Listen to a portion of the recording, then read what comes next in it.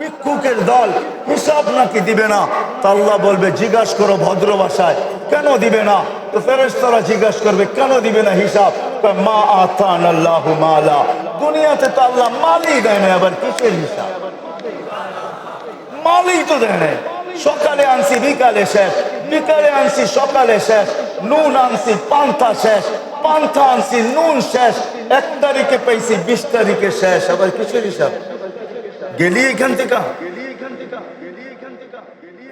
যে একদিন সমস্ত গুনার থেকে সে লজ্জাপতির মতো গুটায় নিবে, আর যখন সে গুটায় নিবে তখনই আলার রং জাহের হবে, প্রকাশ পাবে যে আলাই তু, আল্লাহ বলে তোকে আমি মহান করে দিলাম। মহানত্বের কালার তার উপরে ছড়াবে, কেমন মহান। তখন দ্বিতীয় হাদিস আমি দিতেছি, হাদিসে কুদসি। তখন ওই যুবক যখন রাস্তার থেকে বাহির হবে, রাস্তায় বাহির হবে, রোডে যাবে, ঘাটে যাবে, হাটে যাবে, বাজারে যাবে, খেতে যাবে, খামারে যাবে, অফিসে যাবে, আদালতে যাবে, মেইলে যাবে, কারখানায় যাবে। আর ওই যুবক যদি হাওয়াই জাহাজেও থাকে, আর ওই যুবক যদি সামুদ্রিক জাহাজও থাকে, তো আল্লাহ ওই যুবককে সম্বোধন করে বলবে লাউলা ইয়া শাবাব, শাবাব লাউলা ইয়া শাবাব খুশা। ও আল্লাহর ভয়ে, আমার ভয়ে লজ্জাপতির মতো গুটানো যুবক, লাউলা, তুই যদি না থাকতি, লাজালতুস সামা হাদিদা ওয়াল আরদা সাফসাফা ওয়াত তুরাবা রামাদা ওমা আনজালতু মিনাস সামাই কাতরা ওমা আমবাততু মিনাল আরদি হাব্বা বাল আনজালতু আলাইহিমুল আযাবা সাব্বা।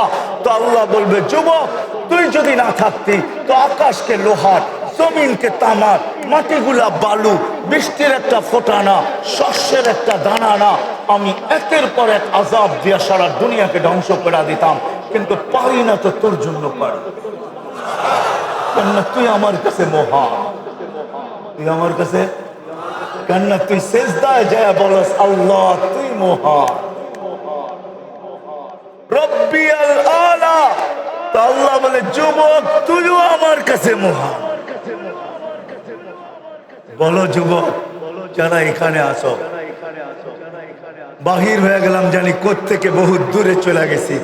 কথাগুলা যদি আজকে দিলে গাইথা যায়, তাহলে কালকের থেকে দেখা যাবে আজান হবে আর দোকান খোলা থাকবে না, আজান হবে আর রোডে কাউকে পাওয়া যাবে না, আজান হবে তো অফিস চলবে না, আজান হবে তো আদালত চলবে না, আজান হবে তো, আজান হবে তো খেতে খামারে কাউকে পাওয়া যাবে না, আজান হবে তো মইল ফ্যাক্টরিতে কেউ থাকবে না, আজান হবে তো ঘরে বাড়িতে কেউ থাকবে না, আজান হবে তো সব জায়নামাজের দিকে, মা বোন জায়নামাজের দিকে দৌড়াইতেছে আর চিৎকার দিতেছে আমার মালিক ডাকছে, মালিক।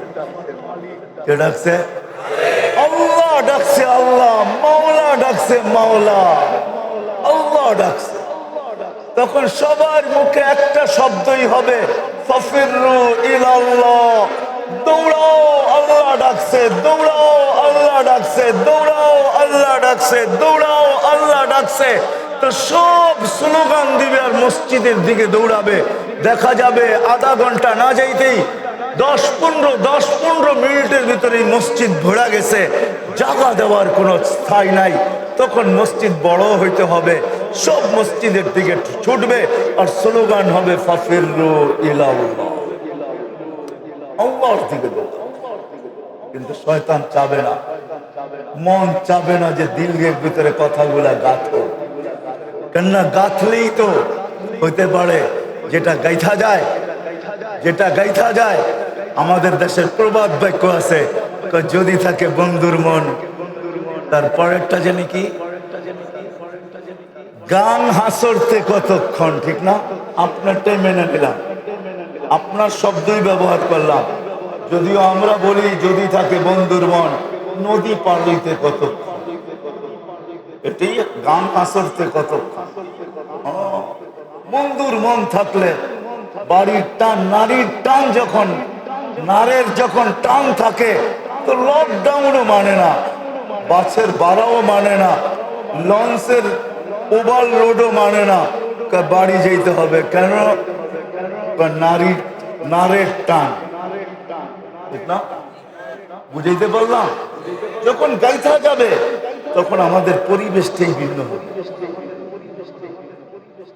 কিন্তু চলেন কথা আগে নিয়ে যাওয়ার আগে নামাজেরটা যখন হয়ে গেল, যতটুকু আমি শুনাইলাম আরো শোনা।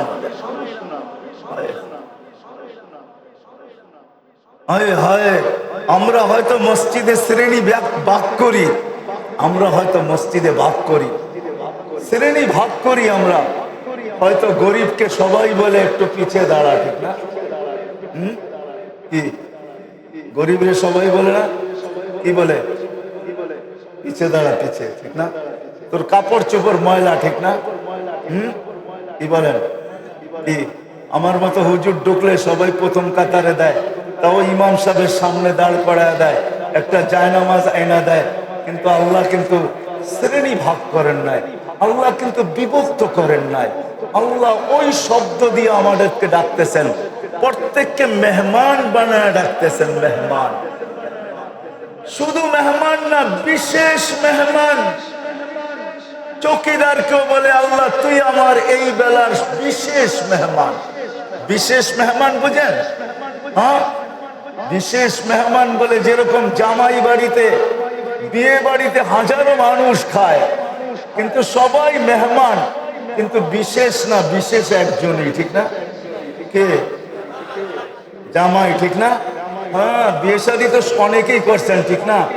এটা তো বোঝেন যে জামাই ওই দিন বিশেষ। আল্লাহ সবাইকে জামাই বানায় ডাকে।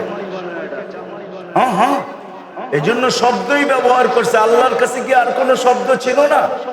তাল বলতেন, তাল ইলাস সালাহ, ইতু ইলাস সালাহ।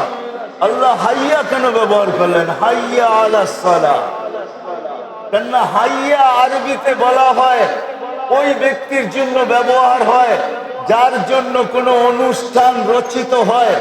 সে যখন অনুষ্ঠানে আসতে থাকে তখন আরব ভূখণ্ডের সংস্কৃতি হইল সবাই হাতে তালি দিয়া বলতে থাকে হাইয়া হাইয়া হাইয়া হাইয়া, মানে তোমার জন্যই অনুষ্ঠানটা রচিত, তুমি আসতেছো, আশা তোমার মোবারক হোক। আল্লাহ একজন জারুদারকে পর্যন্ত বলে হাইয়া, আয় তুই মেহমান আমার, আয় তুই আমার বিশেষ মেহমান, তোর চেয়ে আমার বিশেষ মেহমান কেউ নাই। যদিও আমরা ভাগ করি, মসজিদও ভাগ হয়, মসজিদও ভাগ হয়, কিন্তু একটা কথা ভুলা যাবে, এটা আগেই বলা দেই, বলার মানুষ এটা ভাইবেন না দুনিয়ায় হয়তো ভাগ হইতে পারে, ভাগ হইতে পারে।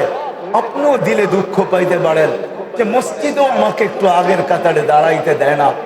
হয় আমারও তো মনে চায় আমি প্রথম কাতারে দাঁড়ায় নামাজটা পড়ি, কিন্তু গরিব বিদায়, কাপড় ময়লা বিদায়, টেলি ধুইতে পারি না বিদায়, আমার কাছে দুনিয়ার কিছু নাই বিদায়, আমি জুপরিওয়ালা বিদায়, আমার নুন আনতে পান্তা ফুরায় বিদায়, আমার বাহিরে বাণী পড়ার আগে ঘরে পড়ে বিদায়, সমাজে কেউ আমাকে আগে দাঁড়াইতে দেয় না। যদি এরকম মনোভাব কাকে থাকে তাহলে আমি আপনাকে সুসংবাদ দিব, শোনেন, গরিব আপনি হইতে পারেন, তাতে কিছু আসে যায় না, কিন্তু যদি কথাগুলো দিলে গাঁথতে পারেন আর প্রস্তুতি নিয়ে যাইতে পারেন তো কিয়ামতের মাঠে আজকে দুনিয়ার আধিপত্য কিছু শ্রেণীর হাতে, কিছু সম্প্রদায়ের হাতে, কিছু ব্যক্তিবর্গের হাতে দুনিয়ার আধিপত্য। কেউ ব্যবসায়ী লাইনে কিং, কিং বুঝেন তো? কেউ ব্যবসায়ী লাইনে বাদশাহ, কেউ এগ্রিকালচারে বাদশাহ, বাদশাহ, কেউ ফার্মারে বাদশাহ, ফার্মার বুঝেন তো? ফার্মিং এ বাদশাহ, আবার কেউ ব্যবসা বাণিজ্যে বাদশাহ। হাজারো বাবা দুনিয়াতে বাদশাহী আছে, মানুষের হাতে আধিপত্য আছে। আমি এই মজমার গরিবদেরকে বলবো, যেই পর্যন্ত আমার লাউড স্পিকারের আওয়াজ চায়, যদি কেউ গরিব থাকেন, দিলে যদি ব্যথা থাকে যে আল্লাহ আমাকে গরিব কেন বানাইলো, আল্লাহ আমাকে গরিব কেন বানাইলো, সমাজে কেউ আমার দিকে মুখ তুলা উঠাইতে চায়, চোখ তুলা চাইতে চায় না, মসজিদে গেলে আমাকে প্রথম কাতারে জায়গা দেয় না, কারো পাশে একটু দাঁড়াইতেও দেয় না। এমন লোকও আছে পাশে দাঁড়াইলে বলবে একটু দূরে সরায় দাঁড়াও, তোমার থেকে দুর্গন্ধ আসে। কেউ তো বলবে না, দুর্গন্ধের কথা বলবে না, কিন্তু এতটুক বলবে দূরে সরে দাঁড়াও। আবার কেউ মুখ ভাঙ্গা বলেই দিবে যে তোমার গন্ধটা ভালো লাগে না, দূরে সরে দাঁড়াও। আপনি আজকে ব্যথিত হইতে পারেন, কিন্তু যদি আমার কথাগুলো দিলে গাইথা নিয়ে যেতে পারেন তাহলে কিয়ামতের দিনের বাদশাহী গরিবদের হাতে হবে, গরিবদের। আমি হাদিস দিতেছি, কিয়ামতের বাদশাহী গরিবদের হাতে, কোন সম্প্রদায়ের হাতে না, শুধু গরিবদের হাতে কিয়ামতের বাদশাহী। ফেরেশতারা যখন ডাকবে ইতু ইলাল হিসাব, হিসাব দিতে আসো, তো সব গরিব বেকা হয়ে যাবে। সব ফেরেশতাদের চোখের ভিতরে আঙ্গুল ঢুকায় বলবে আইয়ু হিসাবিল্লানা, আমাদের আবার কিসের হিসাব রে বাপ, এখান থেকে কিসের হিসাব? চলবে তর্ক বিতর্ক। আল্লাহ জিজ্ঞাসা করবে মানহুম ওয়া মা ইয়াকুলুন, এরা কারা, কি বলে?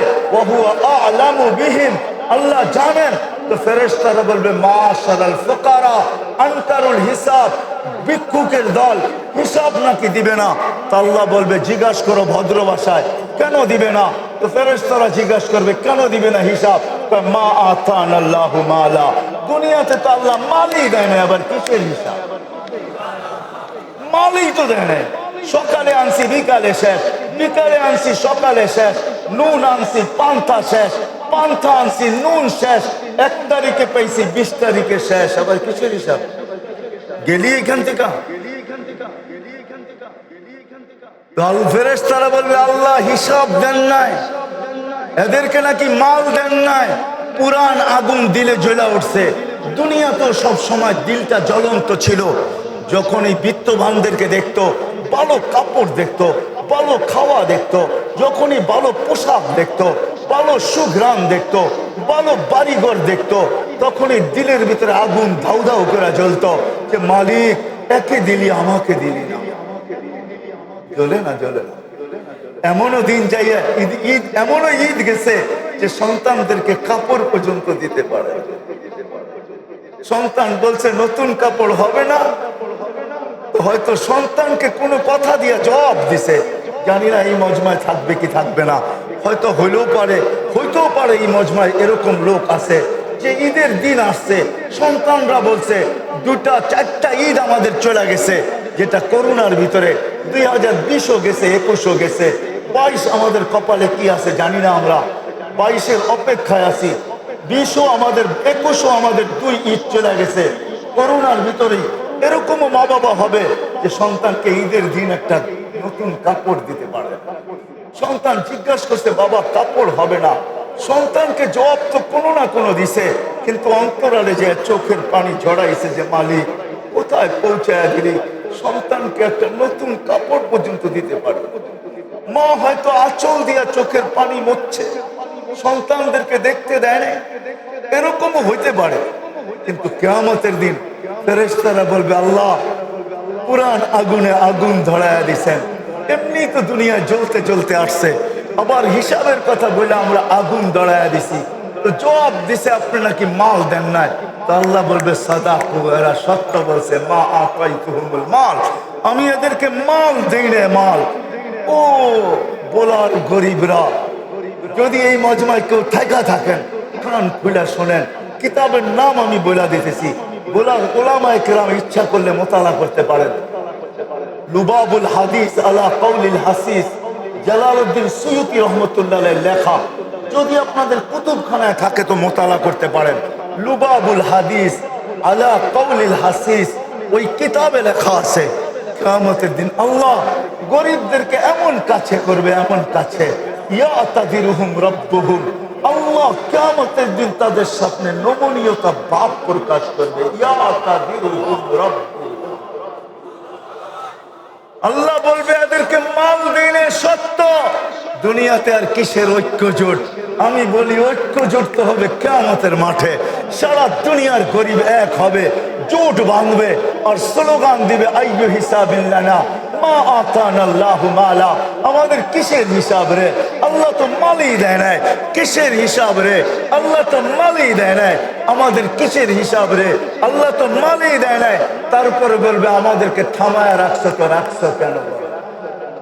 ফেরেশতাদেরকে চার্জ করবে, আমাদেরকে কেন থামায় রাখছো?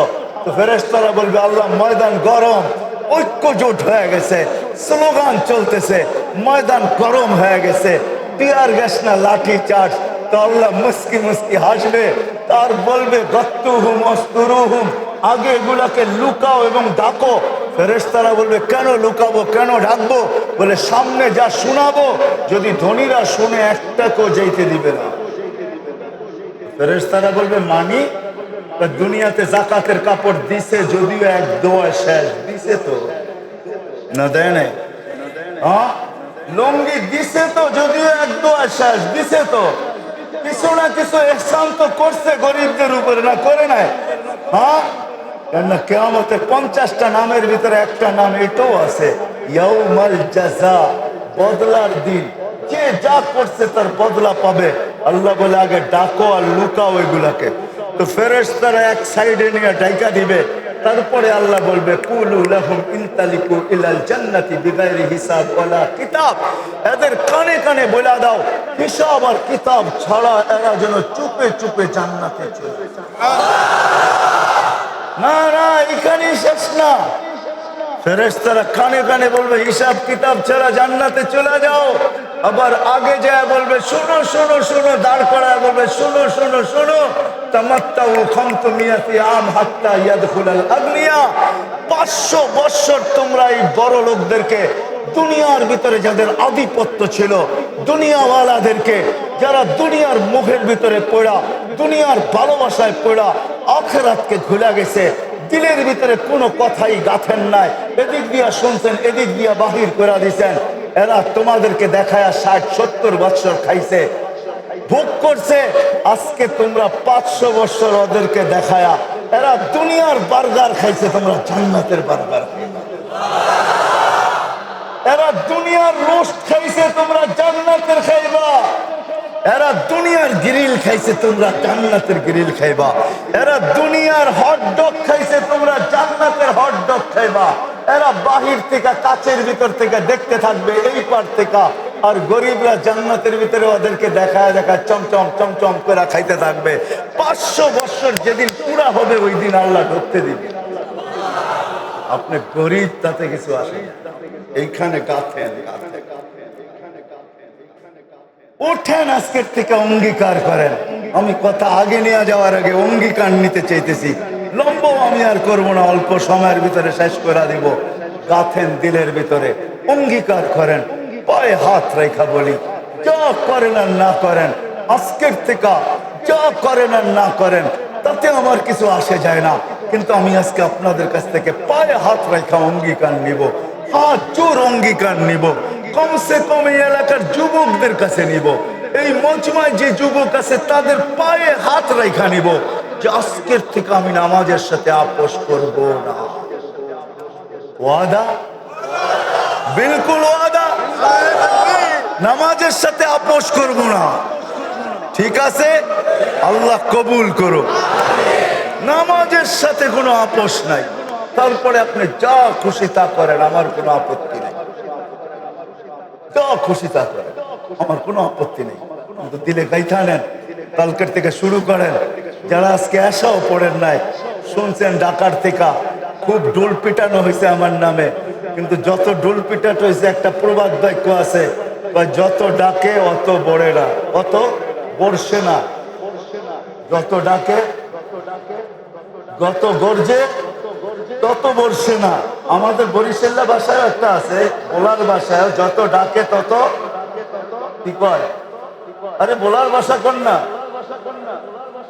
যত গর্জে তত বর্ষে না। যত আমার নামে শুনছেন তত না। শখে শখে তো চলে আসছেন বহুত দূর থেকে, মনে করছেন কি ওয়াজ জানি হবে, মনে হয় আরো আমাদের সামিয়ানা সরাই আজকে হুজুরে দেখায় দিব। না না, আরস দেখাইতে পারবো না, মক্কা মদিনা দেখাইতে পারবো। এই জন্যই বললাম যে ওয়াদা, আপনি কি করেন না না করেন এটা আমার বিষয় না, আমার বিষয় হলো কালকের থেকে নামাজ ছাড়বো। কেননা আমাদের নবীজি আইসা আমাদেরকে আসতে দেরি, আমরা তো নবীও চিনি না। আজকে যদি ওয়াজ মাহফিল না হয়া, আমি আজকে বিকালে বলতেছিলাম আপনাদের বলার মুরব্বীর সামনে, যেই জায়গায় যাই ওই জায়গায় দেখি তফসির মাহফিল, যেই জায়গায় যাই ওই জায়গায় দেখি ওয়াজ সম্মেলন, যেই জায়গায় যাই এটাই দেখি, কিন্তু কোনো জায়গায় বাংলাদেশে পাই না যেইখানে লেখা আছে শানের রাসালাত, রসুলের শান বয়ান হবে, রসুলের শান। সিরাতুন নবী, শানে সাহাবা, সাহাবাদের শান কি, শানে ওলামা। বলা যদিও নাকি ওলামাদের ঘাঁটি, আলহামদুলিল্লাহ আসার পর থেকে এই পর্যন্ত যত ওলামা তোলাবাদের সাথে সাক্ষাৎ হলো মন ভরে গেছে। এত আলেম, এত ওলামা, তারপরও আমার মনে হয় না আমাদের এই বলার মানুষ আলেমদের শান জানে যে আলেম কারা, এদের মর্যাদা কি, এদের ইজ্জত কি, এদের সম্মান কি জানেন? জানেন না, ঠিক না? জানেন? চলেন আপনাদেরকে একটা কাহিনী শুনাই।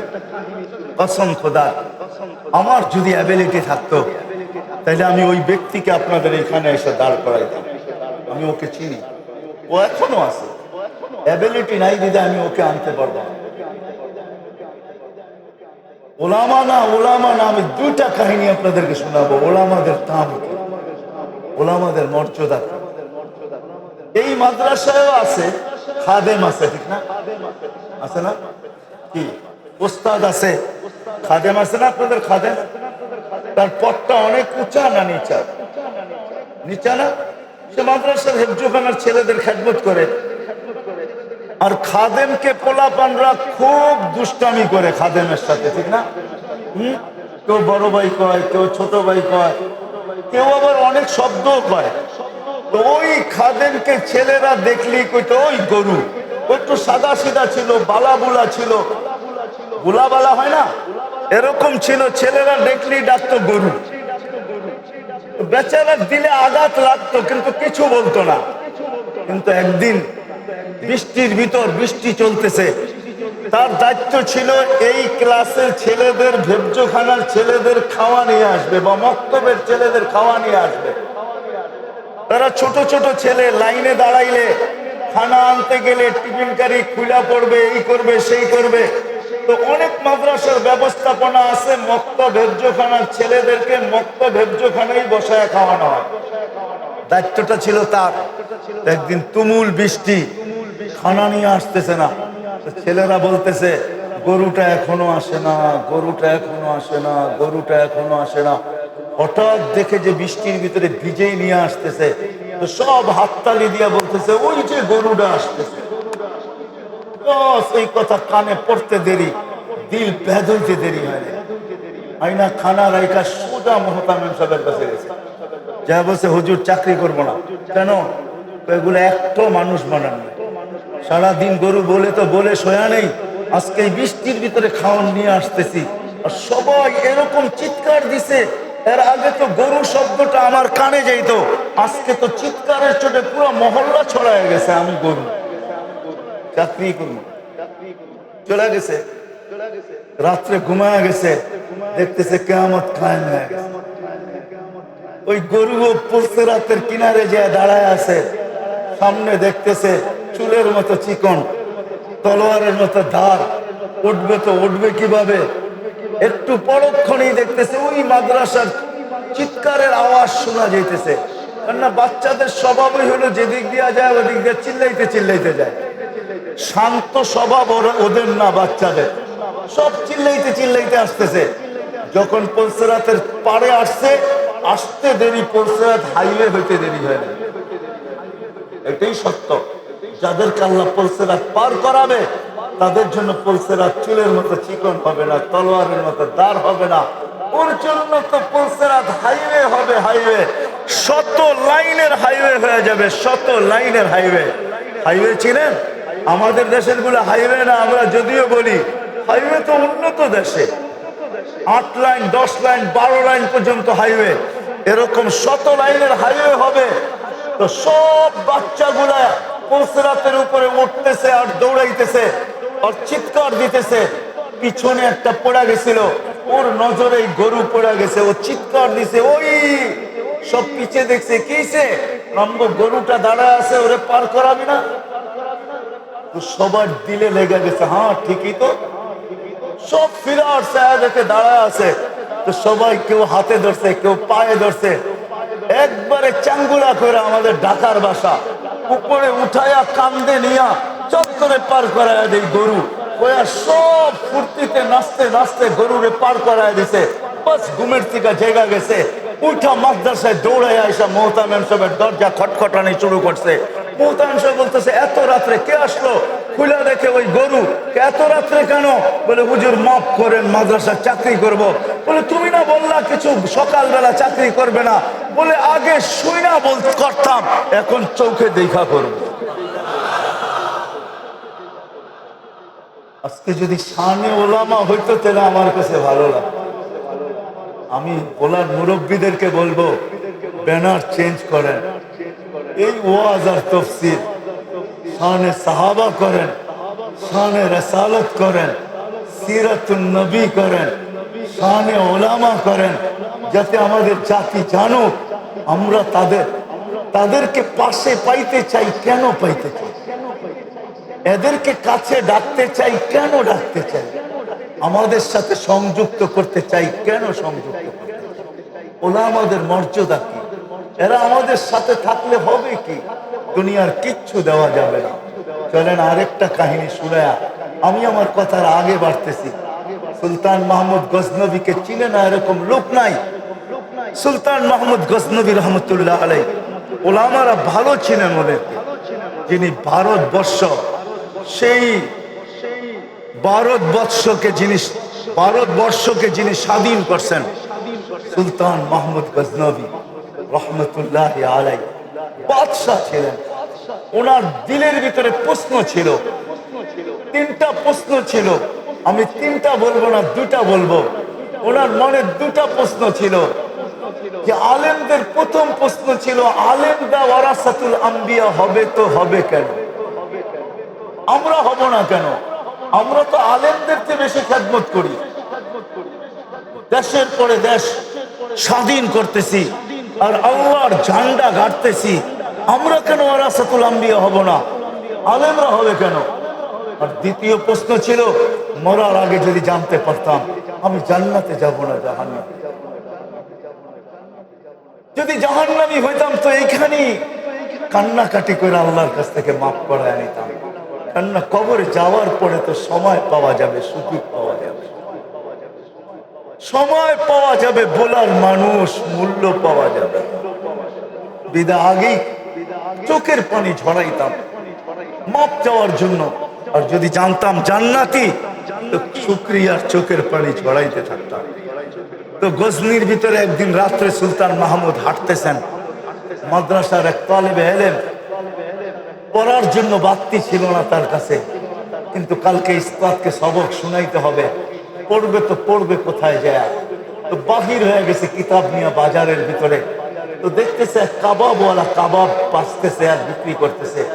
কাবাবের আলো দিয়ে একটু কিতাব দেখে আবার দূরে সরে যায়, মুখস্থ করে, আবার আইসা আরেক লাইন দেখে, আবার সরে যায়, আবার মুখস্থ করে।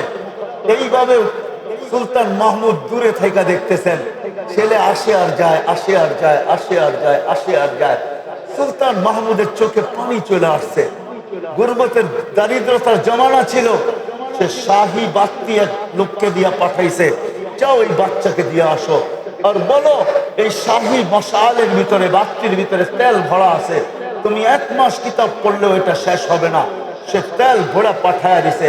তো রাত্রে যখন শুয়া পড়ছে তো স্বপ্নের ভিতরে আল্লাহ রসুল এসে বলতেছে, সুলতান মাহমুদ তুই তালেবে ইলমকে ইজ্জত করছিস, এই ইজ্জত করার উসিলায় আল্লাহ তোকে মাফ করে। তুমি নিজের হাতে নিজের জীবনের ভিতরে লেখছেন। আজকে তো আমরা নবীকেও চিনি, রসুলকেও চিনি। ওইখান থেকে আমি বাহির হয়ে গেছি, নামাজ থেকেই বাহির হয়ে গেছি। যে কথা, আমরা তো নবীও চিনি না, আল্লাহও চিনি না। কোন নবী যিনি আসতে দেরি, আমাদেরকে মেসেজ দিতে দেরি করেন না। আল্লাহ রসুল দুনিয়াতে আসতে দেরি। মাত্র শেফা আব্দুর রহমান ইবনে আউফ রাদিয়াল্লাহু তাআলা আনহুর আম্মার নাম ছিল শেফা। উনি দায়ী ছিলেন। আল্লাহ রসুলকে যখন দুনিয়াতে আসার সাথে সাথে চাদরে রাখছেন, রাখতে দেরি, আল্লাহ রসুল ডান দিক দিয়া হয়ে সেজদা করতে দেরি করেন নাই।